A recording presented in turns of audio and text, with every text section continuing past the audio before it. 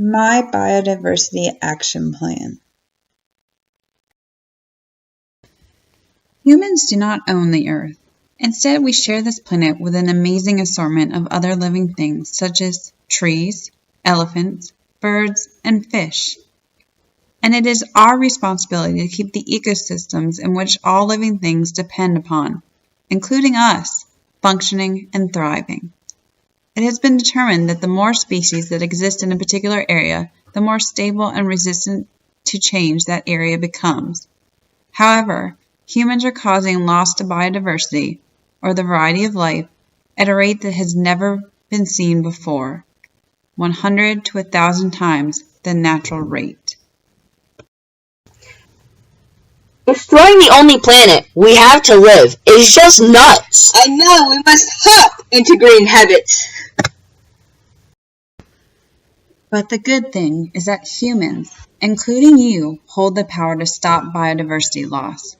We must all value this earth and work together because, as Robert Swan said, the greatest threat to our planet is the belief that someone else will save it. It will take all of us participating to make a difference. Coffee and On reminds us to be part of the ecosystems in which we live, not separate from them. Let us be good stewards of the earth we inherited. All of us have to share the Earth's fragile ecosystems and precious resources, and each of us has a role to play in preserving them.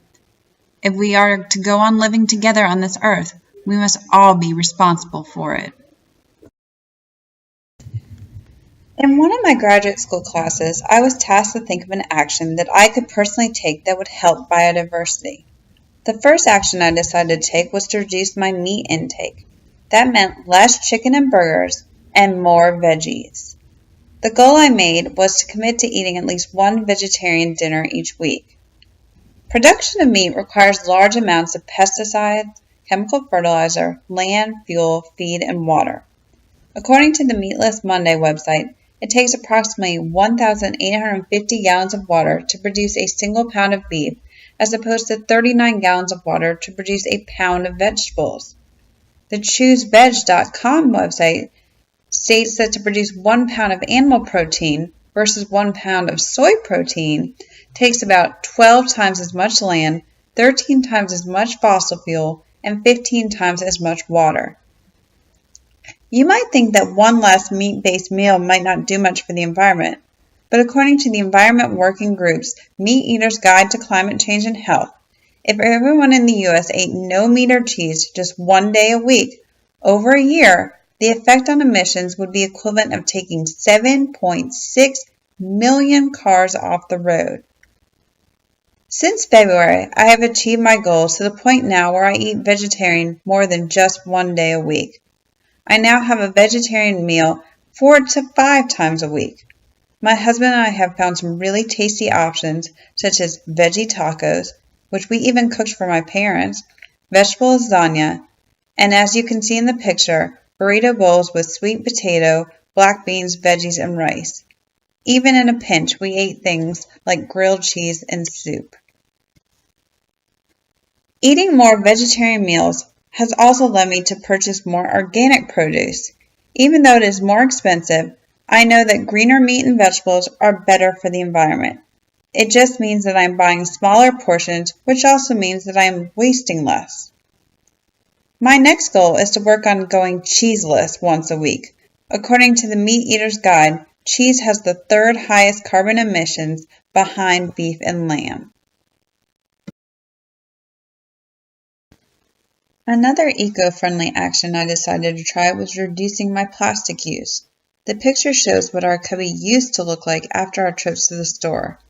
Every time I went to places such as the grocery store and Target, I felt a tinge of guilt when I had to use plastic bags. I was really good about denying a bag when I had 1 or 2 items that I could carry out of the store, but if I was doing a large shopping trip, then I would resort to the use of plastic bags. According to the Earth Policy Institute, every minute 2 million plastic bags are used around the world. And sadly, only 0.5 to 3% of those bags are ever recycled. Plastics also do not biodegrade and can take up to 1,000 years to break down. So they sit in landfills, break down into toxic chemicals, and harm animals that mistake the bags for food. But not all reusable bags are made equal. It was very important that when I bought reusable bags that I researched and found ones made of recyclable materials and ones made in the United States. If I bought bags made in China and made of PVC, then that really wouldn't be reducing the carbon footprint. It took me a long time, but I finally found the Carrywell system. I've been using this system since mid-February and I love it. I keep the bags inside my car and have yet to get a single plastic bag from any store. The Carrywell system contains produce bags too. So even when I'm buying vegetables and fruits, I no longer need the small produce bags. I also get complimented by all the baggers because they love the system. By using the reusable bags, I even learned that some companies reward you. For example, Target gives you a 5-cent coupon for every reusable bag you use at their stores. What I have learned from this experience is that in the long run, these actions were essentially easy lifestyle changes that have now become habits for me. I just had to give it a try.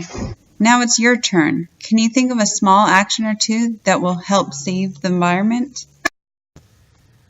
Will you help save the environment? Definitely, dude! I will leave you with the famous quote from the Lorax. Unless someone like you cares a whole awful lot, nothing is going to get better. It's not. So be the change you want to see in the world. And remember, each action, even the smallest ones, count.